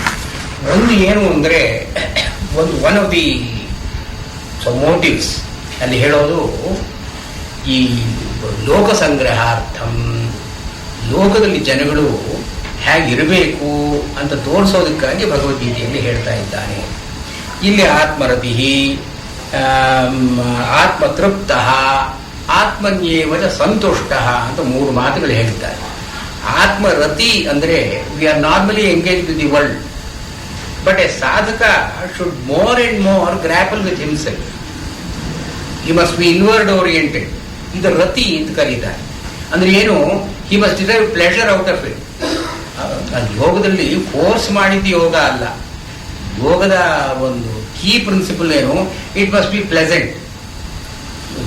ಹೇಗೆ ಒಂದು ಆಸನಕ್ಕೇನೆ ಸ್ಥಿರ ಸುಖಮಾಸನಂ ಅಂತ ಹೇಳಿದ್ರು. ನಿಮ್ಗೇನಾದ್ರೂ ತೊಂದರೆ ಆದ್ರೆ ಅದು ಯೋಗದ ಲಕ್ಷಣ. ಯೋಗ ಅಲ್ಲ ಅಂತಲೇ ಅರ್ಥ. ಯೋಗ ಅಂತಂದ್ರೆ ಮನಸ್ಸಿಗೆ ಹರ್ಷ ಆಗಬೇಕು, ಅದರಲ್ಲಿ ಉತ್ಸಾಹ ಬರಬೇಕು. ಇದು ಯೋಗದ ಒಂದು ಸೈನೇಕ್ವಾ ನಾನ್. ಇದು ಎಲ್ಲಿ ಇಲ್ಲ ಅದು ಯೋಗ ಅಲ್ಲ. ಆದ್ರಿಂದ ಇಲ್ಲಿ ರತಿ ಅಂತ ಅನ್ನೋ ಮಾತನ್ನು ಏನು ಉಪಯೋಗಿಸಿದ್ದಾನೆ ಕೃಷ್ಣ, ಇದು ಯೋಗದಲ್ಲಿ ನಿಮಗೊಂದು ಉತ್ಸಾಹ ಬರಬೇಕು, ಒಂದು ಪ್ರೀತಿ ಬರಬೇಕು, ಒಂದು ಸಂತೋಷ ಬರಬೇಕು. ಆತ್ಮರತಿ, ಇವನು ತನ್ನಷ್ಟಿಗೆ ತಾನು ಒಬ್ಬನೇ ಇದ್ದಾಗ ಸಂತೋಷ ಪಡಬೇಕು. ಇವನಿಗೆ ಬೇರೆಯವರು ಬಂದರೆ ಒಂದು ಸ್ವಲ್ಪ ಸ್ಟ್ರೆಸ್ ಅಂತ, ಟೆನ್ಷನ್ ಅಂತ ಆಗಬೇಕು. ಇದು ದಿಸ್ ಲವ್ ಆಫ್ ಸಾಲಿಟ್ಯೂಡ್, ಇದು ಆತ್ಮರತಿ. ಅಂದ್ರೆ he is absorb in himself. ಅಂದ್ರೆ ಸೆಲ್ಫ್ ಗ್ಲೋರಿಫಿಕೇಶನ್ ಅಂತಲ್ಲ. ಇಲ್ಲಿ he has started a journey into his insight. ಇಲ್ಲಿ ಆತ್ಮರತಿ ಮತ್ತು ಆತ್ಮತೃಪ್ತ. He must be content with it. He must not look for anything else to support this. ಆತ್ಮತೃಪ್ತ ಇದೆರಡೂ ಆದ್ರೆ ಆತ್ಮನಿ ಸಂತುಷ್ಟ. He is happy with himself. So Bhagavad Gita ಪ್ರಕಾರ the most perfect man is happy with himself and not with the world or with his job or with the children or the family. He must be happy with himself. ಸಂತುಷ್ಟ. ಇದನ್ನೇ ಇಲ್ಲಿ ಆತ್ಮನ್ಯೇವ ಆತ್ಮನಾ ತುಷ್ಟ ಅಂದ್ರೆ without any other props. ಆತ್ಮನಿ ಆತ್ಮನಾ ತುಷ್ಟ. He is happy without any props. ದುಡ್ಡಿದೆ, ಮಕ್ಕಳಿದ್ದಾರೆ, ಮರಿ ಇದ್ದಾರೆ, ಅದಿದೆ ಇದಿದೆ ಅಂತ ಯಾವುದೂ ಇಲ್ಲದೆ ಆತ್ಮನಾಯೇವ ತುಷ್ಟ. ಕೇವಲ ಆತ್ಮನಾಯೇ, ತನ್ನಿಂದ ತಾನು ಸುಖವಾಗಿದ್ದಾನೆ. ತಾನಿದ್ದೀನಿ ಅಂತ ಅಷ್ಟೇ ಅವನಿಗೆ ಸುಖಕ್ಕೆ ಒಂದು ಕಾರಣ. ಈಗ ಆತ್ಮನ್ಯೇವ ಆತ್ಮನ ತುಷ್ಟ ಸ್ಥಿತಪ್ರಜ್ಞ ತದಾ ಉಚ್ಯತೆ. ಇಲ್ಲಿ ಈ ಪೂರ್ವಾರ್ಧಾಪರಾರ್ಧಗಳಿಗೆ ಅಂದ್ರೆ ಶ್ಲೋಕದ ಪೂರ್ವಾರ್ಧಾಪರಾರ್ಧಕ್ಕೆ ಒಂದು ಸಂಬಂಧವನ್ನು ತೋರಿಸ್ತಾರೆ. ಪ್ರಜಹಾತಿ ಯದಾ ಕಾಮಾನ್ ಸರ್ವಾನ್ ಪಾರ್ಥ ಮನೋಗತಾನ್. ತನ್ನ ಮನಸ್ಸಿನಲ್ಲಿರತಕ್ಕಂಥ ಎಲ್ಲ ಬಯಕೆಗಳನ್ನು ಸಂಪೂರ್ಣವಾಗಿ ಯಾವಾಗ ಬಿಡ್ತಾನೆಯೋ, ಅಂದ್ರೆ ಇವನು ಬಿಡೋದಕ್ಕೆ ಕಾರಣ ಏನು, ಬಿಡೋದಕ್ಕೆ ಇವನಿಗಿರತಕ್ಕಂಥ ಉಪಾಧಿ ಏನು, ಒತ್ತಾಸೆ ಏನು ಅಂದ್ರೆ ಕಿಂ ಗಮಕಂ ಅಂದ್ರೆ ಆತ್ಮನ್ಯೇವ ಆತ್ಮನ ತುಷ್ಟ. ತನ್ನಲ್ಲಿ ತಾನು ಸುಖವಾಗಿರೋದ್ರಿಂದ ಅವನಿಗೆ ಬೇರೆ ಬಯಕೆ ಯಾತಕ್ಕೆ ಬೇಕು? He does not need the world to make him happy. He is happy in himself. ಇದು ಪೂರ್ವಾರ್ಧ ಪರಾರ್ಧಕ್ಕೆ ಆಶ್ರಿತ ಅಂತ ತೋರಿಸಿ ಆತ್ಮನ್ಯೇವ ಆತ್ಮನ ತುಷ್ಟ ದೇರ್ ಫೋರ್ ಪ್ರಜಹಾಚಿತ ಕಾಮಾನ್ ಸರ್ವಾನ್ ಪಾರ್ಥ ಮನೋಗತ ಅಂತ ಕಾರ್ಯಕಾರಣ ಸಂಬಂಧವನ್ನ ಈ ಶ್ಲೋಕದಲ್ಲಿ ಹೇಳ್ತಾರೆ.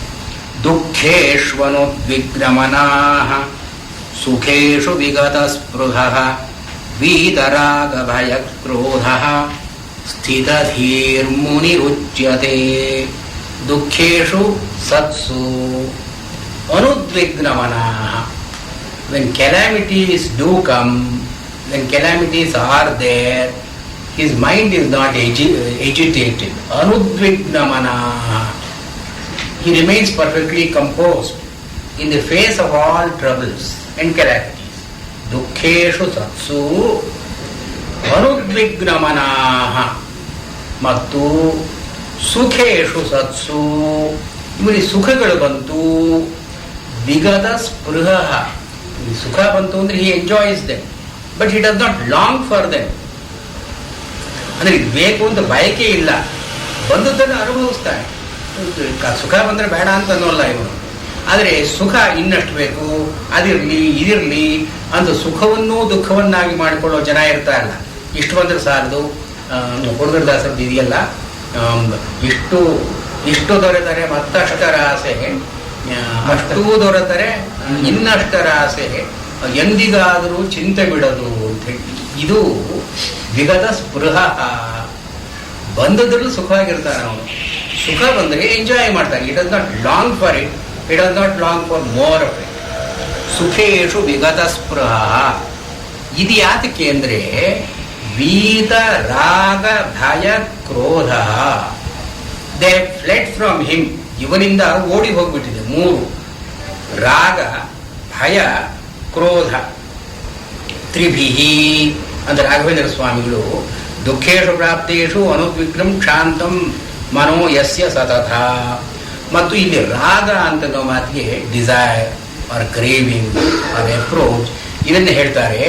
ಅಶೋಭನೆ ಶೋಭನಾಧ್ಯಾಸೋ ರಾಗ.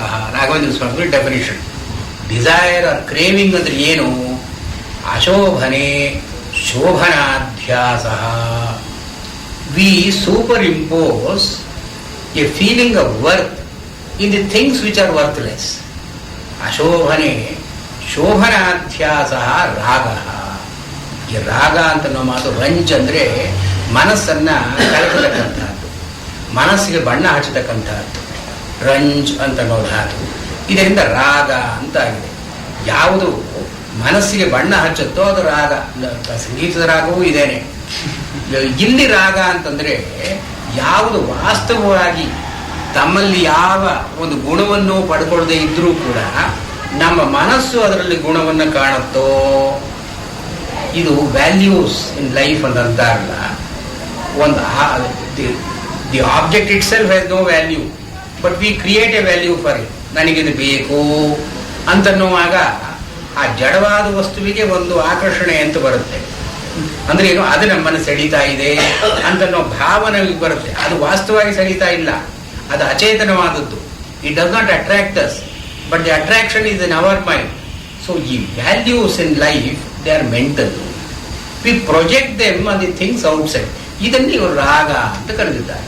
ಅಶೋಭನೆ ಶೋಭನಾಧ್ಯಾಸ ರಾಗ. ಯಾವುದು ವಾಸ್ತವವಾಗಿ ನಮಗೆ ಹಿತ ಅಲ್ಲವೋ ಅದನ್ನ ನಮಗೆ ಬೇಕು ಅಂತ ಬಯಕೆ ನಾವು ಎಲ್ಲಿ ಮಾಡ್ತೀವೋ ಇದನ್ನು ರಾಗ ಅಂತ ಕರೆದಿದ್ದಾರೆ. ಈ ರಾಗಕ್ಕೆ ಅನುಬಂಧಿಯಾಗಿ ಎರಡು ಬರುತ್ತೆ: ಭಯ, ಕ್ರೋಧ. ಭಯ ಅನ್ನೋದು a fear that it may not come, fear that it might go. ಇದು ಅಸಂಭವ ಭಯ ಮತ್ತು ನಾಶ ಭಯ, ಎರಡು ಭಯ ಹೇಳ್ತಾರೆ. ನಮ್ಗೆ ಬೇಕಾದದ್ದು ಬರೋದೇ ಇಲ್ವೇನೋ ಅಂತನೋ ಭಯ, ಒಂದು ಆಂಗ್ಸೈಟಿ. ಮತ್ತು ಬಂದದ್ದು ಎಲ್ಲಿ ಹೊರಟೋಗುತ್ತೋ ಅಂತನೋ ಭಯ. ಈ ರಾಗಕ್ಕೆ ಅನುಬಂಧಿಯಾಗಿ, ರಾಗ ಇದ್ರೆ ಭಯ, ರಾಗದಿಂದ ಅನುಬಂಧಿಯಾಗಿ ಬರತಕ್ಕದ್ದು ಭಯ, ಮತ್ತು ಈ ಭಯದಿಂದ ಬರತಕ್ಕದ್ದು ಕ್ರೋಧ. ಅಂದ್ರೆ ಇದು ಎಲ್ಲಿ ನಮ್ಮ ಕೈ ಬಿಟ್ಟು ಹೋಗುತ್ತೋ ಅಂತನ್ನೋದ್ರಿಂದ ಮನಸ್ಸು ದುಗುಡಗೊಂಡು ಒಂದು ಕೋಪ ಅಂತ ಬರುತ್ತೆ. ಕಾಮ ಕ್ರೋಧೋ ಬೀಜಾಯಿತೆ. ಅಲ್ಲೇ ಕಾಮ ಅಂತ ಅನ್ನೋದು ಪರಿಚ್ಛಿನ್ನವಾದರೆ ಕ್ರೋಧ ಅಂತ ಒಂದು ಬರುತ್ತೆ. ಹೀಗೆ ರಾಗ ಭಯ ಕ್ರೋಧ ಇದು ಪರಸ್ಪರ ಅನುಬಂಧೀನಿ ಅಂತ ಹೇಳ್ತಾರೆ. ಪರಸ್ಪರ ಅನುಬಂಧಿಗಳು. ಮೊದಲು ರಾಗದಿಂದ ಬರಬೇಕಾದದ್ದು ಭಯ, ಭಯದಿಂದ ಕ್ರೋಧ. ಈ ಲವ್ ಏನು ಸಿಗ್ಮಂಡ್ ಫ್ರಾಯ್ಡ್ ಇದೇ ಹೇಳಿದ್ದು, ತ್ರೀ ಲಿಬಿಡಿನಸ್ ಟೆಂಡೆನ್ಸೀಸ್. ಒಂದು love, fear and anger. Love, fear and anger, 3 basic impulses of man. ಇಲ್ಲಿ ವೀತ ರಾಗ ಭಯ ಕ್ರೋಧ, ಇವನಲ್ಲಿ ಇದು 3 ಹೊರಟೋಗಿದೆ. ಈ 3 ಎಲ್ಲಿಂದ ಬರುತ್ತೆ? ಹೊರಗಡೆ ವಸ್ತುಗಳನ್ನು ನಾವು ಆಶ್ರಯ ಮಾಡಿದರೆ ಈ ರಾಗ ಭಯ ಕ್ರೋಧ ಬರುತ್ತೆ. ಇವನಲ್ಲಿ ಹೊರಗಡೆ ವಸ್ತುಗಳ ಆಶ್ರಯ ಇಲ್ಲದೆ ಇರೋದ್ರಿಂದ, ತನ್ನಲ್ಲಿ ತಾನು ನೆಮ್ಮದಿಯಿಂದ ಇರೋದ್ರಿಂದ ಅವನಿಗೆ ರಾಗಕ್ಕಾಗಲಿ ಭಯಕ್ಕಾಗಲಿ ಕ್ರೋಧಕ್ಕಾಗಲಿ ಆಸ್ಪದವೇ ಇಲ್ಲ. ವೀತರಾಗ ಭಯ ಕ್ರೋಧ, ಅವನನ್ನ ಸ್ಥಿತಧೀಹಿ ಮುನಿಹಿ ಇತಿ ಉಚ್ಯತೆ. ಇವನನ್ನ ಸ್ಥಿತಧೀಹಿ ಅಂತ ಕರೀತೀವಿ. ಇಲ್ಲಿ ನೋಡಿ, ಅಲ್ಲಿ ಮೊದಲನೇದರಲ್ಲಿ ಒಂದು ಅರ್ಜುನನ ಪ್ರಶ್ನೆಯಲ್ಲಿ ಸ್ಥಿತಪ್ರಜ್ಞಸ್ಯ ಕಾ ಭಾಷಾ ಅಂತ ಮೊದಲನೇ ಸಾಲು, ಎರಡನೇದು ಸ್ಥಿತಧೀಹಿ ಕಿಂ ಪ್ರಭಾಷೇತ ಅಂತ ನೋಡಿ. ಇಲ್ಲಿ ಮೊದಲನೇದರಲ್ಲಿ ಆ ಸಮಾಧಿಯಲ್ಲಿ ಇದ್ದವನಿಗೆ ಈ ದುಃಖಗಳು ಬರೋದಾಗಲಿ ಸುಖಗಳು ಬರೋದಾಗಲಿ ಅದ್ರ ತೊಂದರೆಯೇ ಇಲ್ಲ. ಇದು ಸ್ಥಿತಧೀಗಿರಬೇಕಾದದ್ದು. ಇದು ವ್ಯುತ್ಥಿತನಾದವನಿಗೆ, ಸಮಾಧಿಯಿಂದ ಎದ್ದವನಿಗೆ ಕಷ್ಟಗಳು ಬರುತ್ತೆ, ಸುಖಗಳು ಬರುತ್ತೆ, ರಾಗ ಭಯ ಕ್ರೋಧಗಳಿಗೆ ಅವಕಾಶ ಬರುತ್ತೆ. ಬಂದಾಗ ಇವನು ಅವುಗಳಿಗೆ ವಶನಾಗೋಲ್ಲ ಅಂತ ಹೇಳ್ತಕ್ಕಂಥ. ಆದ್ದರಿಂದ ಇಲ್ಲಿ ಸ್ಥಿತಧೀಹಿ ಮುನಿ ಉಚ್ಯತೆ. ಆ ಮೊದಲನೇದರಲ್ಲಿ ಸ್ಥಿತಪ್ರಜ್ಞಸ್ತದೋಚ್ಯತೆ ಅಂತ ಸ್ಥಿತಪ್ರಜ್ಞನಿಗೆ ಒಂದು ಡೆಫಿನೇಷನ್ ಹೇಳಿದ್ರು, ಅವನ ವರ್ಣನೆಯನ್ನು ಮಾಡಿದ್ರು. ಈ ಶ್ಲೋಕದಲ್ಲಿ ಸ್ಥಿತಧೀಹಿ ಮುನಿ ಉಚ್ಯತೆ. ಇವನು ಸ್ಥಿತಧೀ, ಇವನು ಅಪರೋಕ್ಷ ಜ್ಞಾನಿ. ಅಂದ್ರೆ ವ್ಯವಹಾರ ಯೋಗ್ಯವಾಗಿ ಅವನು ಎಲ್ಲರ ಜೊತೆ ಇದ್ರೂ ಕೂಡ, ಎಲ್ಲರ ಹಾಗೆ ಇದ್ರೂ ಕೂಡ, ಅವನು ಎಲ್ಲರ ಹಾಗೆ ನಡವಳಿಕೆ ಇದ್ರೂ ಕೂಡ ದುಃಖ ಬಂದಾಗ ಅವನ ಮನಸ್ಸು ಕದೋಲ್ಲ. ಅದು ಸುಖ ಬಂದಾಗ ಅವನು ಏನು ಅವನ ಬಯಕೆ ಅದಕ್ಕೆ ಬಯಸಿ ಇರೋಲ್ಲ. ಅಂದ್ರೆ ಏನು, ಸಾಮಾನ್ಯ ವ್ಯವಹಾರದಲ್ಲಿ ಇದ್ರೂ ಕೂಡ ನಮಗಿಂತ ವಿಲಕ್ಷಣವಾಗಿ ಅವನಿರ್ತಾನೆ ಅಂತ ನೋಡಿದ್ರೆ ಸ್ಥಿತಧೀಹಿ ಮುನಿಹಿ ಉಚ್ಯತೆ. ಯಸ್ ಸರ್ವತ್ರ ಅನಭಿಸ್ನೇಹಸ್ತತ್ ಪ್ರಾಪ್ಯ ಶುಭಾಶುಭಂ ನಾಭಿನಂದತಿ ನ ದ್ವೇಷ್ಟಿ ತಸ್ಯ ಪ್ರಜ್ಞಾ ಪ್ರತಿಷ್ಠಿತ. ಇವನು ಸ್ಥಿತಧೀ ಅಂತ ನೋಡನೆ ಹೇಳ್ತಾನೆ. ಯಾರು ಸರ್ವತ್ರ ಎಲ್ಲ ವಿಷಯಗಳಲ್ಲಿಯೂ ಕೂಡ, ಎಲ್ಲ ಕಡೆಗಳಲ್ಲಿಯೂ ಕೂಡ, ಸರ್ವತ್ರ ಅಂತನ್ನೋ ಮಾತು ಸ್ಥಾನವಾಚಿ ಶಬ್ದ, ತ್ರ ಅಂತನ್ನೋದು ಸ್ಥಾನವಾಚಿ. ಅಂದರೆ ಎಲ್ಲ ಅವಸ್ಥೆಗಳಲ್ಲಿಯೂ, ಎಲ್ಲ ಕಡೆಗಳಲ್ಲಿಯೂ, ಎಲ್ಲ ಸಂದರ್ಭಗಳಲ್ಲಿಯೂ, ಸರ್ವತ್ರ ಅನಭಿಸ್ನೇಹ. ಸ್ನೇಹ ಅಂದರೆ ಲವ್, ಪ್ರೀತಿ, ವಿಶ್ವಾಸ. ಎಲ್ಲಿಯೂ ಇವನು ಹೀಗೆ ವಿಶ್ವಾಸವನ್ನ ಹೊಂದದೆ ಇದ್ದು ತತ್ ಪ್ರಾಪ್ಯ ಶುಭ ಅಶುಭಂ. ಒಳ್ಳೇದು ಬರುತ್ತೆ, ಕೆಟ್ಟದ್ದು ಬರುತ್ತೆ ಲೋಕದಲ್ಲಿ. ಒಳ್ಳೇದು ಬಂದಾಗ ತತ್ ಪ್ರಾಪ್ಯ ಶುಭ ಅಶುಭಂ, ಅದನ್ನು ಪಡ್ಕೊಂಡು ಒಳ್ಳೆಯದೋ ಕೆಟ್ಟದ್ದೋ ಅದು ಬಂದಾಗ ನ ಅಭಿನಂದತಿ ನ ದ್ವೇಷ್ಟಿ. ಒಳ್ಳೆಯದು ಬಂತು ಅಂತ ನ ಅಭಿನಂದತಿ, he does not get elated. ಅಥವಾ ಅಶುಭ ಬಂತು ಅಂತ ನ ದ್ವೇಷ್ಟಿ, ಅವನ ಮನಸ್ಸು ಸಣ್ಣದಾಗೋಲ್ಲ. ಹೀಗೆ ತತ್ ಪ್ರಾಪ್ಯ ಶುಭ ಅಶುಭಂ ನ ಅಭಿನಂದತಿ ನ ದ್ವೇಷ್ಟಿ ತಸ್ಯ ಪ್ರಜ್ಞಾ ಪ್ರತಿಷ್ಠಿತ. ಅವನ ಮನಸ್ಸು ನೆಲೆಯಲ್ಲಿ ನಿಂತಿದೆ ಅಂತ ಅರ್ಥ. ಇಲ್ಲಿ ಒಂದು ಆಕ್ಷೇಪ ಎತ್ತಾರೆ. ಈಗ ಅನಭಿಸ್ನೇಹ ಅಂದ್ರೆ ಏನರ್ಥ? ಇವಾಗ ವ್ಯುತ್ಥಿತ ಸ್ಥಿತಿಯಲ್ಲಿ ಇವನು ಇದ್ದ ಮೇಲೆ, ಅವನ ಸಮಾಧಿ ಸ್ಥಿತಿಯಲ್ಲಿ ಇದ್ದಾಗ ಅವನಿಗೆ ಹೊರಗಡೆ ಜಗತ್ತಿನ ಪರಿವೆಯೇ ಇಲ್ಲ. He is insensible to the world. ಅವನ ಆ ಸ್ಥಿತಿಯಲ್ಲಿ ಇರಬಹುದು ಅವನು ಹೀಗೆ. ಅದು ವ್ಯುತ್ಥಿತ ಸ್ಥಿತಿಯಲ್ಲಿ ಎಲ್ಲರ ಜೊತೆ ಅವನು ವ್ಯವಹಾರ ಮಾಡ್ತಾ ಇರಬೇಕಾದ್ರೆ ಅನಭಿಸ್ನೇಹ ಅಂದ್ರೆ ಏನರ್ಥ? ಅವನಿಗೆ ಸ್ನೇಹ ಇಲ್ಲದೆ ಇರೋದು ಹೇಗೆ ಸಾಧ್ಯ? ಎಲ್ಲಿಯವರೆಗೆ ಲಿಂಗದೇಹ ಅಂತ ಅನ್ನೋದು ಹೋಗುತ್ತೋ ಅಲ್ಲಿಯವರೆಗೆ ದೇಹಾಭಿಮಾನ ಅಂತ ಇದ್ದೇ ಇರುತ್ತೆ.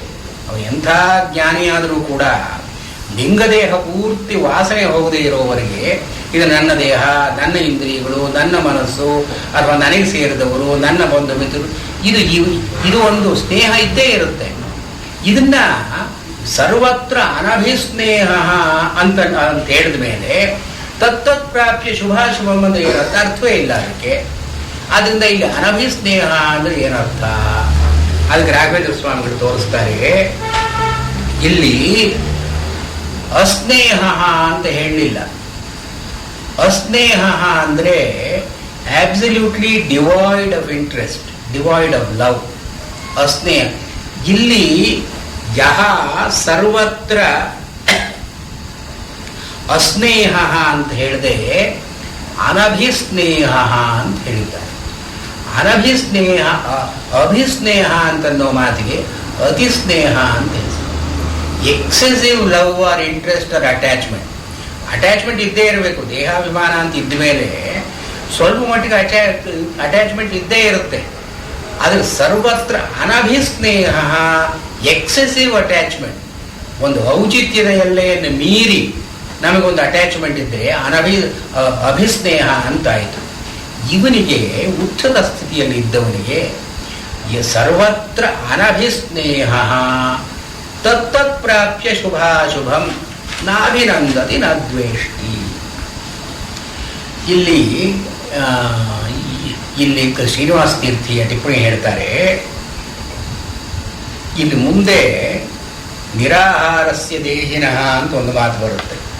ವಿಷಯ ವಿನಿವರ್ತಂತೆ ನಿರಾಹಾರಸ್ಯ ದೇಹಿನಃ. ಅಲ್ಲಿಯೂ ಕೂಡ ಆಹಾರ ಇಲ್ಲದೆ ಇದ್ದವನಿಗೆ ಅಂತ ಅರ್ಥ ಇದೆ. ಅಲ್ಲಿ ನಿರಾಹಾರ ಅಂತನ್ನೋ ಮಾತನ್ನ ಅನಿರಾಹಾರ ಅಂತ ಮಾಡಿಕೊಳ್ಬೇಕು. ಅಲ್ಪ ಆಹಾರ ಅಂತ ಅರ್ಥ ಮುಂದೆ ಬರುತ್ತೆ. ಅದೇ ನ್ಯಾಯವನ್ನು ಇಲ್ಲಿ ಹೇಳಿ ಎಷ್ಟು ಅಟ್ಯಾಚ್ಮೆಂಟ್ ಇರಬೇಕೋ ಅಷ್ಟಿರಬೇಕು, not beyond it, thus far and no far. ಇದು ಅನಭಿಸ್ನೇಹ ಅಂತನೋ ಮಾತಿಗೆ ಅರ್ಥ. ಅಸ್ನೇಹ ಅಂತನೋದು ಪ್ರಾಕ್ಟಿಕಬಲ್ ಅಲ್ಲ, ಸಾಧ್ಯವಾದದ್ದಲ್ಲ. ಶಾಸ್ತ್ರ ಅಂತಿರೋದು ನಮಗೆ ಅಸಾಧ್ಯವಾದದ್ದನ್ನು ಬೋಧನೆ ಮಾಡಬಾರದು. ಶಾಸ್ತ್ರದ ಕೆಲಸ ಮನುಷ್ಯನಿಗೆ ಯಾವುದು ಸಾಧ್ಯವೋ ಅದನ್ನು ಬೋಧನೆ ಮಾಡಬೇಕಾದದ್ದು. ದೇಹಾಭಿಮಾನವನ್ನು ಬಿಡು ಅಂದ್ರೆ ಅಸಾಧ್ಯವಾದದ್ದು. ಅದು ಶಾಸ್ತ್ರ ಹೇಳಿದ್ರೂ ಕೂಡ ಅದನ್ನು ಬಿಡೋದಕ್ಕೆ ಯಾರೋ ತಯಾರಿಲ್ಲ. ಅದರಿಂದ ಶಾಸ್ತ್ರ ಇಲ್ಲಿ ಅನಭಿಸ್ನೇಹ ಅನ್ನೋ ಮಾತಿಗೆ ಅತಿಸ್ನೇಹ ಅಂತ ಮಾತ್ರ ಹೇಳಿಕೊಳ್ಬೇಕು. ಯದಾ ಸಂಹರತೆ ಚಾಯಂ ಕೂರ್ಮೋಂಗಾನೀವ ಸರ್ವಶಃ ಇಂದ್ರಿಯಾಣಿ ಇಂದ್ರಿಯಾರ್ಥೇಭ್ಯಸ್ತಸ್ಯ ಪ್ರಜ್ಞಾ ಪ್ರತಿಷ್ಠಿತ. ಇಲ್ಲಿ ಅವನು ಜ್ಞಾನಿಯಾದವನು ಅವನಿಗೆ ಸ್ವಭಾವ ಸಿದ್ಧವಾಗಿ ಇಂದ್ರಿಯ ಜಯ ಅಂತ ಒಂದು ಬರುತ್ತವೆ. ಹಾಗೆ ಕೂರ್ಮಃ ಯಥಾ ಅಂಗಾನಿ ಸರ್ವಶಃ ಸಂಹರತಿ. ಕೂರ್ಮ ಅಂದ್ರೆ ಆಮೆ ಹೇಗೆ ಅದಕ್ಕೇನಾದರೂ ಭಯವಾದರೆ, ಅದಕ್ಕೆ ಇನ್ನೇನಾದರೂ ಒಂದು ವಿಪತ್ತು ಬಂದರೆ ಅದು ಹೋಗ್ತಾ ಇದ್ದದ್ದು ತನ್ನ ಎಲ್ಲ ಅವಯವಗಳನ್ನು ಆ ಚಿಪ್ಪಿನ ಒಳಗೆ ಹೇಗೆ ಸೇರಿಸ್ಕೊಳ್ಳುತ್ತೋ ಸಂಹರತೆ. ಸಂಹಾರ ಅಂತ ನಮ್ಮ ಮಾತಿಗೆ ನಾಶ ಅಂತ ಅರ್ಥ ಅಲ್ಲ. ಈ ವೇಣಿ ಸಂಹಾರ ಅಂತ ಒಂದು ನಾಟಕ ಇದೆ. ವೇಣಿ ಸಂಹಾರ ಅಂದ್ರೆ ಕೂದಲು ಕತ್ತರಿಸೋದು ಅಂತಲ್ಲ. ವೇಣಿ ಸಂಹಾರ ಅಂದ್ರೆ ಕೂದಲು ಮುಡಿ ಹಾಕೋದು, ಕಟ್ಟೋದು ಅಂತ ಅರ್ಥ. ಈ ಸಂಹಾರ ಅಂದ್ರೆ ಕಟ್ಟೋದು, ಟು ಗ್ಯಾದರ್ ಟುಗೆದರ್ ಅಂತ ಅರ್ಥ, ಒಟ್ಟಿಗೆ ಸೇರಿಸ್ಕೊಳ್ಳೋದು ಅಂತ. ಯದಾ ಸಂಹರತೆ ಚ ಅಯಂ ಕೂರ್ಮಃ ಅಂಗಾನಿ ಸರ್ವಶಃ.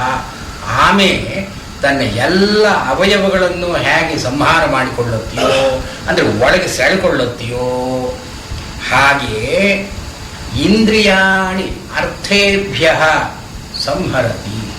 ಇವನು ಜ್ಞಾನಿಯಾದವನು ಇಂದ್ರಿಯಗಳನ್ನು ಅವುಗಳ ವಿಷಯಗಳಿಂದ ಸೆಳೆಕೊಳ್ತಾನೆ.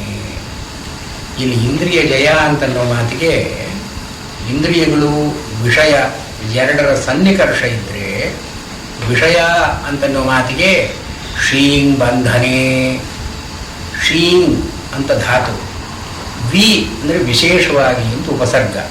ವಿಷಯ ಅಂತ ಹೇಳ್ತೀವಲ್ಲ ನಾವು. ವಿಷಯ ಅಂದರೆ ಕನ್ನಡದ ವಿಷಯ ಅಂದರೆ ಏನು ಸಮಾಚಾರ ಅಂತ. ಇಲ್ಲಿ ಸಂಸ್ಕೃತದಲ್ಲಿ ವಿಷಯ ಅಂದರೆ object of knowledge, object of desire, ಇದನ್ನು ವಿಷಯ ಅಂತ ಕರೀತಾರೆ. ಇಲ್ಲಿ ದಿ ಆಬ್ಜೆಕ್ಟ್ ಅರ್ಥ ಅಂತ ಕರೀತಾರೆ. ಅರ್ಥ ಅರ್ಥ ವಿಷಯವಾಗಿ ಪರಿಣಮತೆ ಅಂತ ಹೇಳ್ತಾರೆ. The object transforms itself into a vishaya, an object of our sense organ. ಅದು ನಮ್ಮ ಇಂದ್ರಿಯಗಳಿಗೆ ಅದು ಗೋಚರವಾಗದೇ ಇದ್ರೆ ಅದು ಅರ್ಥ ಅಂತ ಕರೀತಾರೆ. N object in the world which is the detail of the outer world. But when U C it, or when you hear it, or when you have used any other sense organ to grasp it, it becomes an object of your perception. ಇದನ್ನು ವಿಷಯ ಅಂತ ಕರೀತಾರೆ. ಈ ವಿಷಯ ಅಂತ ಅನ್ನೋದ್ರಲ್ಲಿ ಈ ಒಂದು ಸಂಸ್ಕೃತದ ಪದದ ಸ್ವಾರಸ್ಯ ಏನು, ಶೀಂಗ್ ಅಂತ ಧಾತು, ಶೀಂಗ್ ಅಂದ್ರೆ ಕಟ್ಟೋದು ಅಂತ ಅರ್ಥ.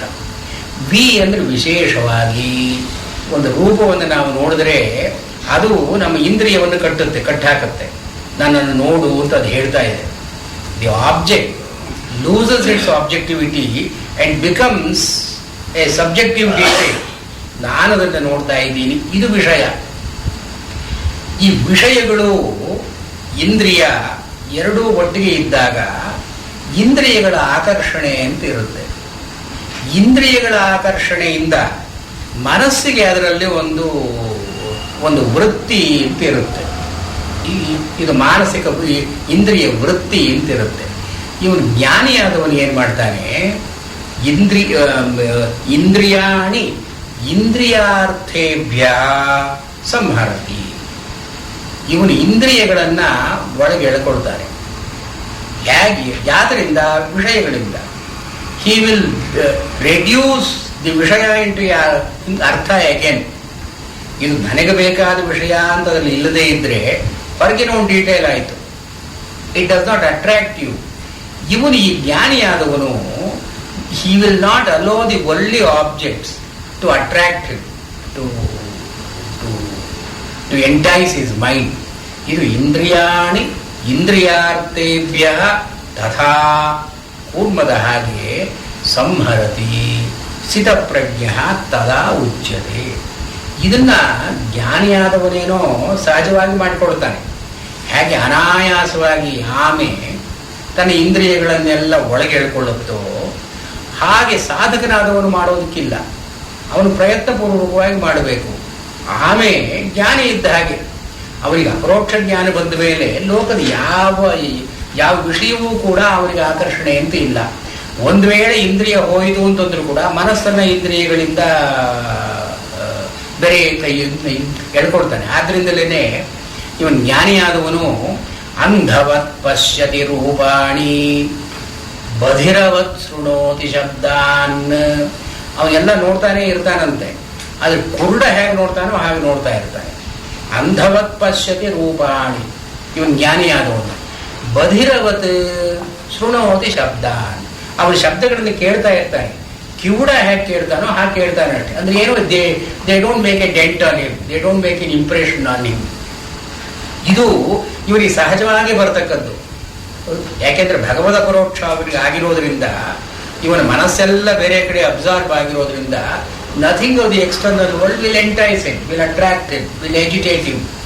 ಆದ್ರೆ ಸಾಧಕನಾದವನು ಏನ್ ಮಾಡಬೇಕು? ಇದು ಸ್ಥಿತಿ ಸಾಧಕ ಮುಟ್ಟಬೇಕು. ಅವನು ಏನು ಮಾಡಬೇಕು ಅಂದ್ರೆ ಮುಂದಿನ ಶ್ಲೋಕದಲ್ಲಿ ಅದಕ್ಕೆ ಉಪಾಯವನ್ನೇ ಹೇಳ್ತಾ ಇದ್ದಾನೆ.